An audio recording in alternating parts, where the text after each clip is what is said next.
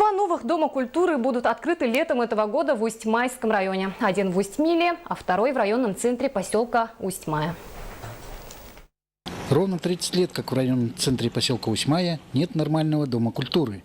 Все эти годы усть-майцы не имели возможности нормального культурного отдыха. И вот год назад начато строительство долгожданного объекта в центре поселка.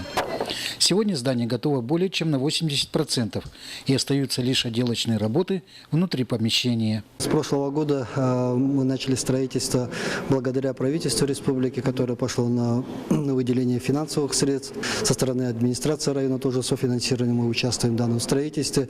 Очень отрадно, что мы в прошлом году начали, тоже аукцион проводили в течение 2 лет. В этом году мы надеемся, что данный объект все-таки завершим.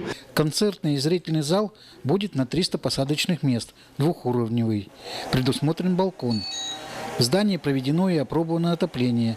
На сегодня остаются лишь отделочные работы, электропроводка, противопожарные мероприятия.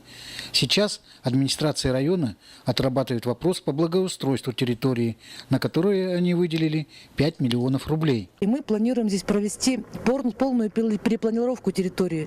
Здесь будет благоустройство. По центру будет газон со скамейками, тротуарные пешеходные дорожки. И также на будущее, конечно, если нам позволят финансы, мы хотели бы удивить всех усть-майцев, поставить по центру цветомузыкальный фонтан. В целом мы готовы в этом году данный объект вести для жителей Усть-Майского района. Я думаю, что это будет очень большой такой подарок для всех жителей нашего района и, конечно, жителей поселка Усть-Мая.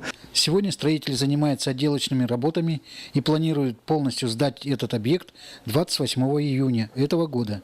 На этот день администрация района уже запланировала масштабные культурные мероприятия и считает, что это здание станет достойным украшением районного центра поселка Усть-Мая. Юрий Владимир Таюрский, Тимур Канаев, НВК Саха, Усть-Майский улус.